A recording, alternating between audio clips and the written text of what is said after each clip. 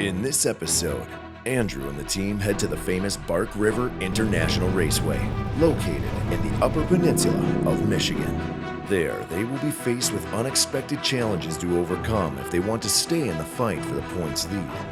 It was counting my blessings for sure. And that was probably the end of it. Anything that could have been an issue, we replaced it. There was no strategy in like, oh man, if we get fifth, this will happen. Like, we lost points, we needed to gain points back. I had to go win. This is Inside Off-Road.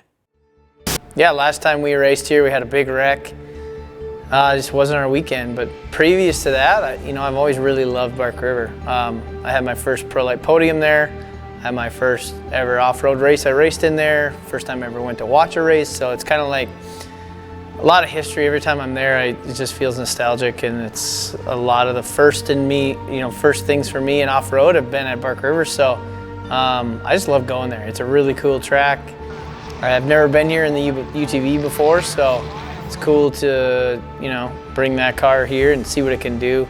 It's kind of daunting though, because showing up there, not knowing exactly what the setup needs to be, is stressful for sure. So we knew we had a lot of speed in the Pro 4 at Lena, so coming to Bark River, I knew it was going to come down to me driving, which, we led the last round. I felt really awesome, aggressive in the car. I just felt like I made one mistake and obviously it bit me, so I was ready for my second chance. I'm Corey Cruisman, owner-operator of the Corey Cruisman Sprint Car Driving School. And obviously I help Andrew Carlson here at Carlson Motorsports. My main job is spotting and coaching with him. So we break the racetrack up into numerous corners, numerous lines, just so that we have some options, and then I'm the one that's in his ears, either making him crazy or making him happy. I was here once before at Bark River International. It was about 3 years ago. I helped Christopher Pulverdi and we swept the weekend, so it was a good weekend for us. A little bit of pressure for me coming in, running two different classes both days, but I feel very confident in my driver that we'll be able to get on top of the box.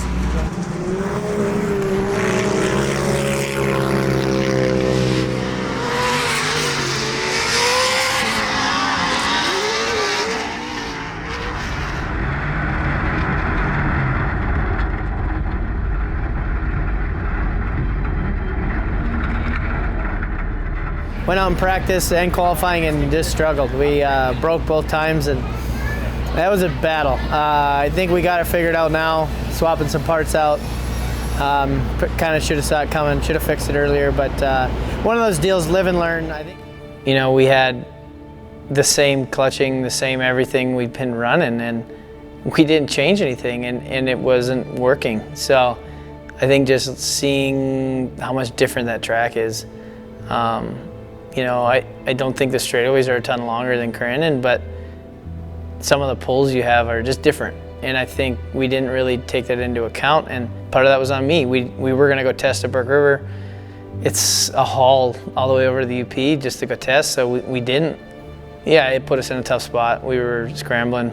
Friday night was crazy. We were trying to figure out what was happening with this pro mod, and thank God the Pro 4 was running good. We nailed the setup there. We just needed the driver to show up and not be scared of the stuff he wrecked on before. So yeah, coming into Saturday at Bark River, we felt really good. Qualifying, we blew a belt, but we still got one decent lap in. The track was really wet, so obviously the last lap of qualifying was the best. We obviously didn't make it to that lap, so it definitely hurt us for qualifying. I feel like we still got fast laps in right away, but the track wasn't there, so I think they drew like a 6 invert. We were 7th fastest, so wasn't good, wasn't bad. The fast guys were starting right in front of us, so at least they weren't on the front row, but at the same time we were buried in the pack, so a lot of guys to pass. Okay, make sure you pay attention to the racetrack real good here. Ready? Well, they're lined up 2 by 2. Look at that pace. A nice start here. Look at that takeoff on the inside. Already, it looks like Chance Hogan didn't waste any time. Started on the pole, jumps out to the early race lead. He's got Luke Stubbs right behind him. Then it's Loire and Pisoni side by side. This track prep, we've been taking a little bit more time in between races, but hey, we're giving every race car driver a perfect track to start out with. As you see, we're already going to be 3 wide in the back section. Carlson forcing the issue, trying to get around Pisoni. You know, the first couple laps of the race, I feel like went pretty well. We made some good moves. There was a lot of guys making contact in front of me and stuff, and I just didn't want to get collected in it. So it definitely was making my head spin, trying to balance everything out and not go too hard and not be passive at the same time. Carlson continues to reel in Loire. This is the best battle on the race No course. 2, up by 2. Battle for third place raging on here. And look at Carlson on the outside again, going to try to make this pass stick this time by. Carlson trying to make it happen on Loire. Loire doing a nice job taking the line away. If you remember back in Lena in round 7, those two drivers, Loire and Carlson, tangled a little bit, left some bad blood between them. So, You know, we weren't where we needed to be at halfway caution. We still had a lot more work to do, and really needed to, you know, lay down some quick laps and get out front. Going back by the road, oh, big contact. yeah, that was Van Eperen. Owen Van Eperen and the 52 of Robert Loire got into one another there. Wow, hopefully nothing happened to the front end of Robert Loire. It's hard to say when they're open wheel cars like this. You bend some tie rods, your race day is pretty much over. And about 3.5 minutes to go in this Pro Mod side-by-side race. By 3.5 right now. We will have 2 more laps, this time by the checkered, so keep an eye on your belt pin. We're up by 3. Looked like Kyle Chaney pull off the track in the back section. Robert just broke. Behind us, you have about a 15 car length gap behind you. We're pushing the car hard, trying to reel in the leaders, and just working the car really hard. And we ended up getting the belt hot and it had a failure. I could sit there and watch the checker flag come out. It was a bummer. We were a lap and a few turns away from being all right, and we had some good luck at ERX with a failure that we still crossed the finish line with, and we weren't that lucky this time. So it was definitely a bummer, sit there and have to pull the car off the track. It was our first DNF in Pro Mod this year, and you can't have that, if you want to be winning championships. So it was a bummer. It was hard too, because I knew I had to get right in the Pro 4 and I'd clear that out of my mind, and I couldn't be in there having a pity party for myself and being all down, and I had to turn it off and get mad and go race a Pro 4 hard.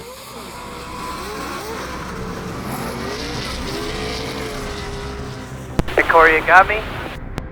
Sir. Okay buddy, we're gonna have to be on the move pretty fast. We had a decent starting spot. I think we were second row. And had Johnny and Chaney in front of me. So yeah, I just needed to stay out of carnage. The first half I knew it was gonna be a long race. Green, green, green, green. Green flag is flown. Adrian Chaney takes off right away. Outside, outside, outside. To your right. You're clear, you're clear. Goes really, really wide, hits the retaining wall. You're clear, go wherever you want, wherever you want. We'll have to babysit that left rear tire early on, Shane, because he waxed the back side of that, and it looks like he might have some rub damage on the outside. You're everywhere, clear by 1.5.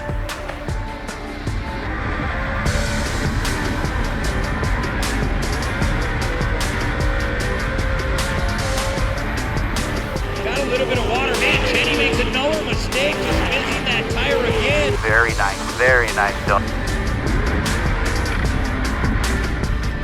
And inside, there you go, you're clear. Another bobble by Chaney getting checked up, and that's going to turn second place over to Andrew Carlson. I felt sporty out there, so it was good. We made capitalize on a mistake that Chaney made. Ended up getting into second. I was feeling really good. Everyone was excited. We are perfect right there, brother. You are perfect. And then we got a case of the Pro Mods.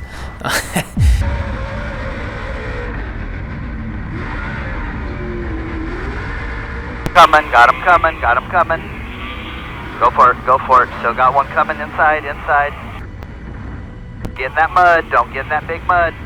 But yeah, the thing, we had 3 separate failures that were unrelated that all happened on the car, so. Front tip is hitting the steering.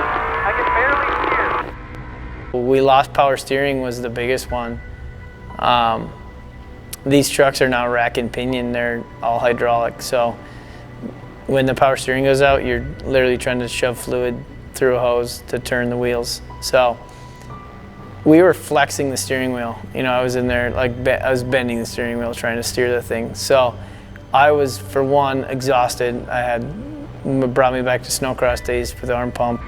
You go off the jump, get it pointed straight, let go of the steering wheel, and get some blood in your hands here.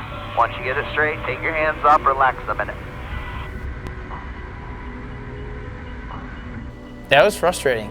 We basically went from running to walking to crawling as each one happened. So, stinging Benjamin Button out there, man. They're back up. Now you're on fire.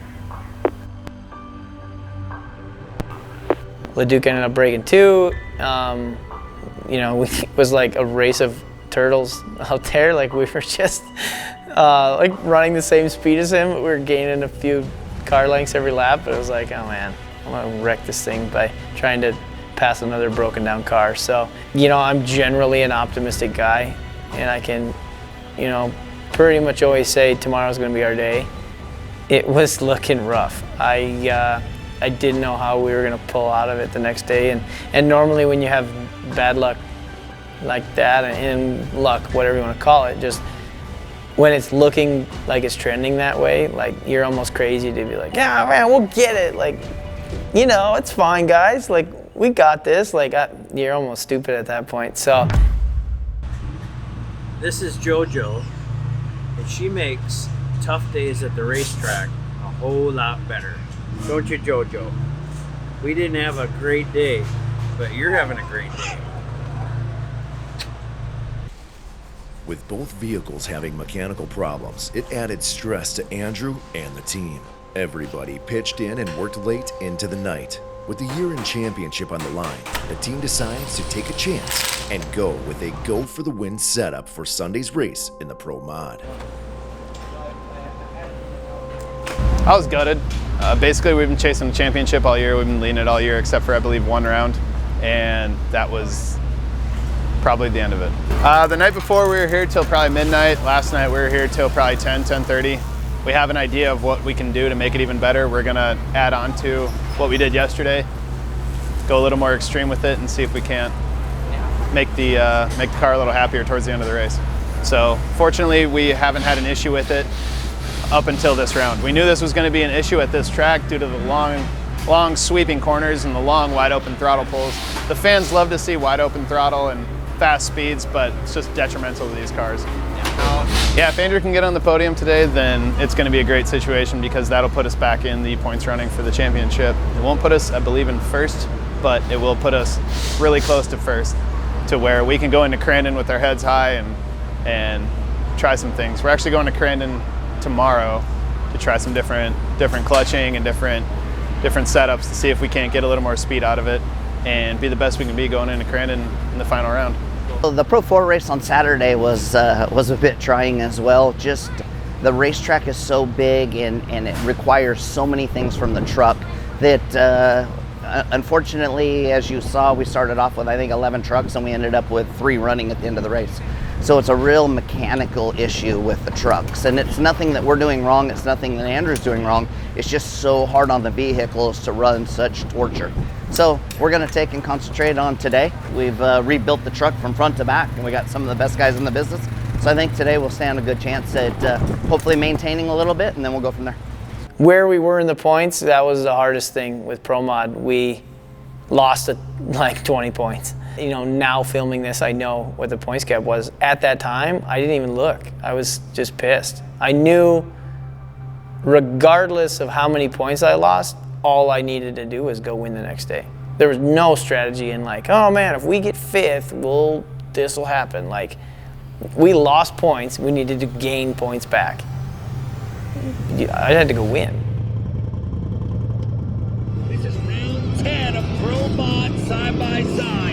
biggest, the fattest, fastest side-by-sides around. And Shane, let's take us through the starting lineup.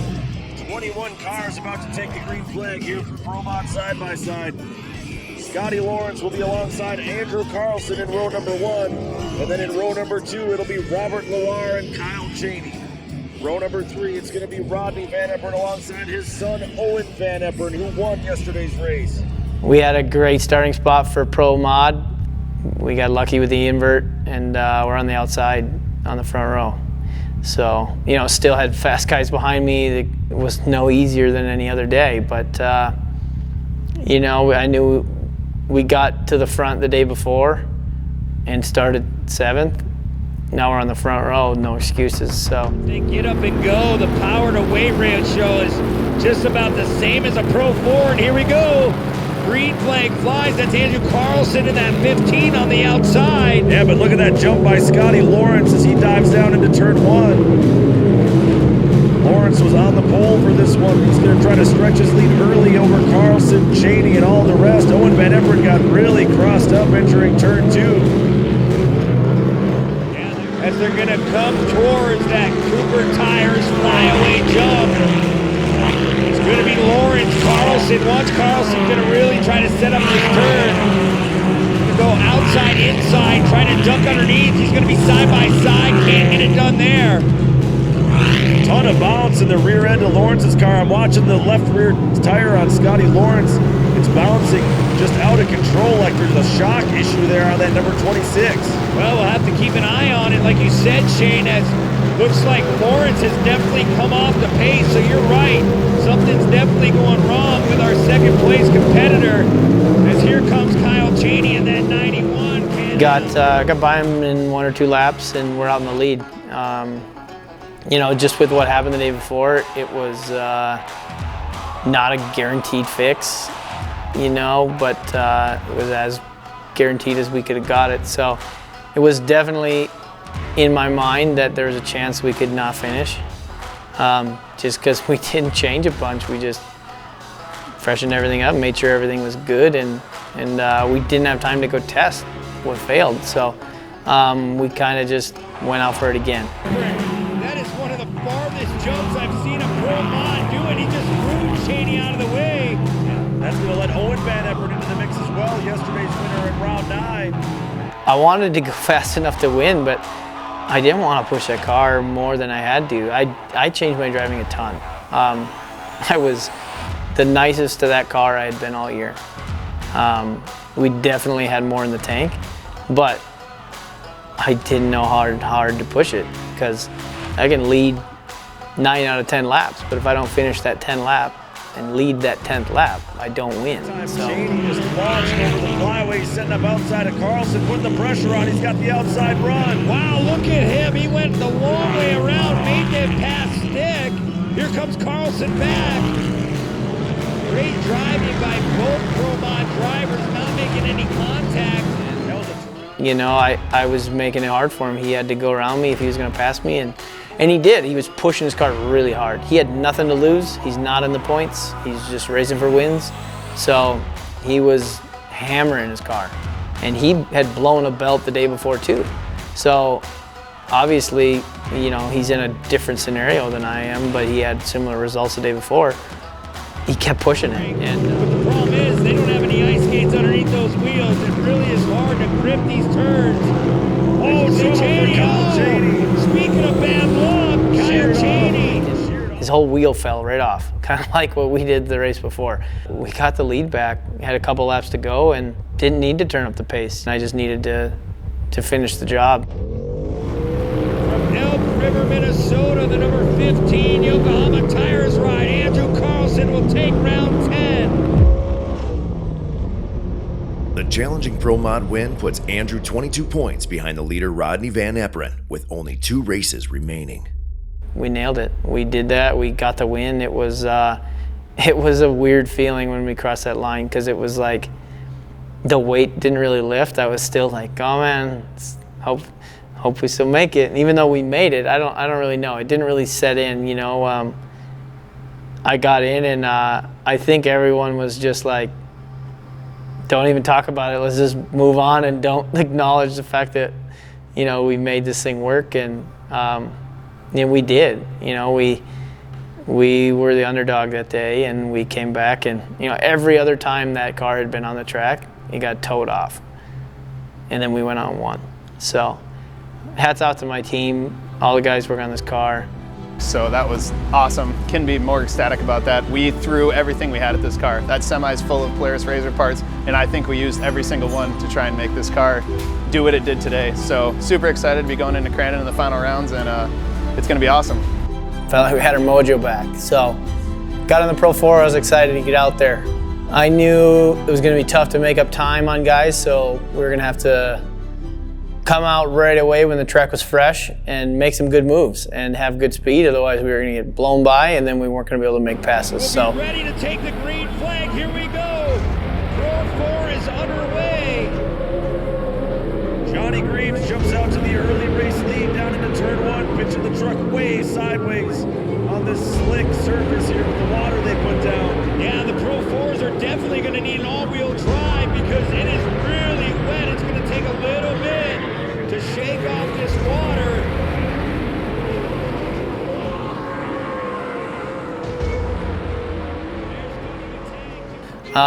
After halfway, we knew guys were going to start falling off, cars were going to start braking like they did the day before, and that's when we were going to have to be smart. So found ourselves with some guys battling in front of us. They were making a lot of dicey moves, battling for a podium spot, and I knew that there was going to be some contact being made, and somebody was going to come out on the short end of the stick. So we tried to stay smart and just be there for when a mistake was made, and we ended up doing that. Break for Kyle LeDuc. He is definitely off the pace, and here's Andrew Carlson now coming into the cemetery turn. Carlson now. We kept pushing as hard as we could, and at the end of the day, the guys out front were running a little bit faster than us. So with how our day went the day before, I didn't want to push my luck and get greedy and start driving over my head and push myself into a mistake or breaking the truck. So we ended up coming off with a third, you know, coming from the day before with 2 DNFs, and to come back with a win and a third, you know, being on the podium in both cars, getting to go up on the podium and thank the sponsors that put all this hard work in with us and help us get here. It was big. We got Crandon. It's going to be a full house under our awning. We have four vehicles racing out of our pit, and it's going to be exciting. We got some familiar faces and some new ones, so it's going to be fun. I'm excited. I feel really good in the Pro 4 there. You know, we did some testing, and that truck is fast. I need to show it. So coming into Crandon, it's up to me. There's no excuses on the truck side. Our equipment's going to be dialed. We're going to be fast, and we need to go win. It's all I can do. If I go out and win, and we don't end up win the points championship, it is what it is, but I knew I did everything I could do. As the series heads back to Crandon International Raceway for the last 2 races of the year, there is a lot at stake for Andrew and the Carlson Moto team. With 2 new drivers under the tent, and Andrew fighting for the points lead in Pro Mod and the Pro 4, the workload is heavy. Will the new drivers rise to the occasion? Can Andrew claw back from 3rd place in overall points in the Pro Mod and Pro 4 class to win this year's championship and win the Crandon World Cup for the 2nd year in a row? Only time will tell. Find out what happens when the dust settles in the next episode of Inside Off-Road.